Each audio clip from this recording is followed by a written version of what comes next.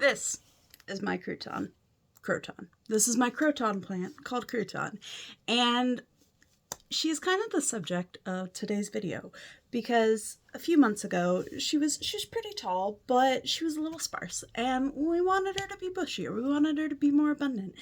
And the only way that was going to happen was if we trimmed her. So we did. And look how she is growing. Look at all of those new leaves. It is absolutely beautiful and I do love it. And from this plant, because everything is all connected, I think there are a lot of good takeaways. And we were talking about one of the other plants we have in the household and how, wasn't growing as well as it used to. Actually, it's one of the plants hanging up above me over here. She's a little Easter cactus, Christmas cactus. I like to call them holiday cactuses because I don't know which one's which, but they're all named after holidays. Anyways, she's got this old growth that just isn't branching out, isn't growing longer. It's just kind of sitting there. And I was like, well, maybe we need to trim it because, when we prune the plant, it allows room for new growth. And if something's not working, sometimes you need to prune it off a little. And because everything is all connected, sat with that. And it popped up in my head. The question I asked myself was, where do I need to prune a little? And what's not working? What isn't growing? And for me, as somebody who's trying to build a business as both a personal brand, being a content creator, and as an artist, because that's really what my passion is, there are so many stereotypes that I've told myself. And one of the things for me that has not been working is selling my original artwork. And while and like prints and stuff like that too. Well, I've listed a few things. I haven't pushed them. It just feels awkward. It doesn't feel like the right moment. I like keeping my artwork. And I've been trying so hard to get myself to move through this and work through this. And I have made progress and I am proud of myself for that. But just nothing felt like it was working. My mind was just throwing up so many roadblocks. And I think while this comes full circle, it reminds me of an Abraham Hicks video that I've been watching a lot, kind of like a morning meditation. And two things that stand out. You're not going to be given something that you're not ready to handle.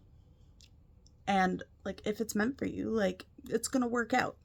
And so I took that, all the nervous system dysregulation and the stress that I've been having about all these little roadblocks and fears that pop up about selling my original artwork. And it's just, in this moment in time, I don't think is what I need to be doing. And so I was like, okay, well, let's see. I have other things that I'm working on, like my art notebooks and stuff like that. And I was like, well, where can we prune it? If I prune, even if it's just for a few months, I remove the pressure from myself of trying to sell my originals. What can grow from that? And that was kind of the question I sat with all day yesterday. And also as I worked on my latest painting, which is watercolor, and I go in with fine details. I've turned a couple of these into, actual notebooks, which I love. They're just self-published. But then I was like, okay, what value can I add to that? Sure, it's an amazing notebook that I love, and I love stationery stuff. I love looking at notebooks. I want to buy all the notebooks, and that's part of why I started making them. But one of the things that I find a lot of people tend to like about my artwork, it's feedback I get, is this looks like such a mindful practice. And so to take a piece of art that I've done, we've got some mountains in here. For me, at least, this kind of felt like the wind, roots or trees, rivers, it's abstract art, so it's open for interpretation.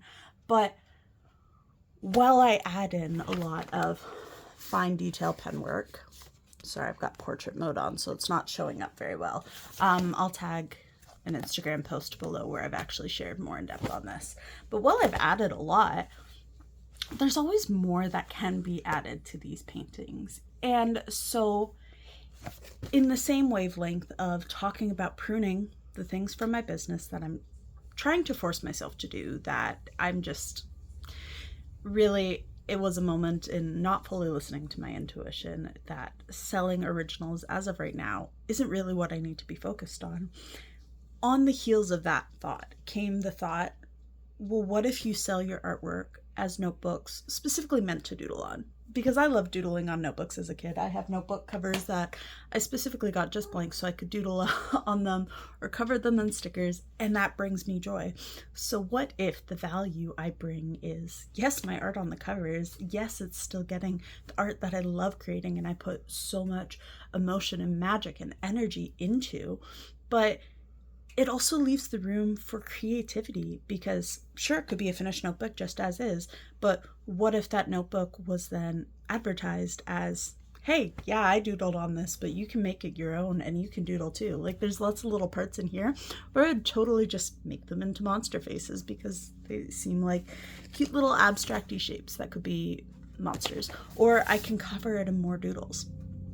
And I was like, that's really freaking cool. Like, I love the idea of that. If I saw that in a store, I would want to buy it. And in thinking about where can I prune? Where are things not working? It left room for me to open up more and be less closed-minded about how I'm approaching my art, how I'm approaching my business. Yes, I'm kind of narrowing the field a little bit. It's, in a way, kind of niching down, but also in a way, it's not. I still am offering the same things that I love. I'm still sharing my art in a way that I love. And it's not I will never sell prints of my art. And it's not I will never sell originals, but it is is that where I need to be focusing right now? And so I think because everything is all connected, I can take this approach to a lot of things in my life. What isn't working? Well, right now, my car. My car hasn't been working in almost a month now, which is really unfortunate. And so I'm left with what are the alternatives? What can I do? The other thing that's not working is my house. I really don't, I'm not gonna, that would be a whole other freaking hour-long video if I were to go into all the details of the things that is wrong with this rental and the people we rent it from, but I try not to focus on that. But so what happens if I, instead of renting this house and having my car, what if I try something else? What if I live in an RV for a year and actually get to travel and bring my pets and my plants with me, which, that felt like a very cohesive piece. So that turned into one of my goals. And I'm trying to look at all the different areas of my life, of the things that aren't working. What are the areas I can be pruning? And that's also a message that I've been getting a lot from my guides. Like, you need to declutter, you need to get rid of the things that aren't working. We have boxes of dishes that we really don't need because they came from, a loved one who had passed that nobody else had wanted. And I was like, oh, I can take these. We need these nice china sets and 10 teapots. And that was, I think, a day, memories, flashbacks for my childhood where I didn't really have control of the items I got to keep because we moved around a lot and a lot of things got lost. And, I was raised with having a lot of things. And for my neurodivergent brain, that's really stressful. So over the last couple weeks, it's been, what can I prune? What can I clear from my actual housing surroundings? And so thinking about it from that perspective, thinking about where I can get rid of things so new growth and new opportunities can come.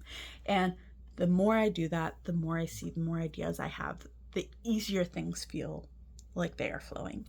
And it can be hard to get rid of things that are working well enough because they're working well enough. And, is it still going to work? Is it still going to grow? Is it still going to be successful? Am I still going to be happy if I get rid of these things? And the answer might surprise you, but you're never going to know for sure unless you try. Now, this doesn't mean go get rid of everything you own immediately, but it does mean, take a little personal audit, sit with maybe one room a week, or think about the things where things just feel a little sticky. They feel a little rough. There's a little more friction, which is causing more tension, which might be causing more anxiety or self-doubt, or just so many roadblocks that it feels like you can't push through it. And what can you do? What can you prune? Obviously, if you have a screaming kid, you're not going to get rid of your kid because they're your kid. But there are other things that you could try. Maybe there's something in the environment that would make the home feel more comfortable, And so I guess that's what I got for you. Like, just think on it. What is something in your life right now that isn't working? That if you were to move it from the equation of your goals and your life, if that thing wasn't there, what would actually happen? What could happen? What has the room for growth? Because if all your energy is going into one specific thing and you remove that obstacle, you remove that thing that really isn't serving you, not only are you removing the obstacle, you're making room for new growth, and you're giving yourself back all that energy and stress you've been focusing on. So I would say give it a try. Things might surprise you. It might help things work better than you realize. And remember too that everything is all connected. Your guides are waiting there for permission to help. And, let them in. Let it be easy.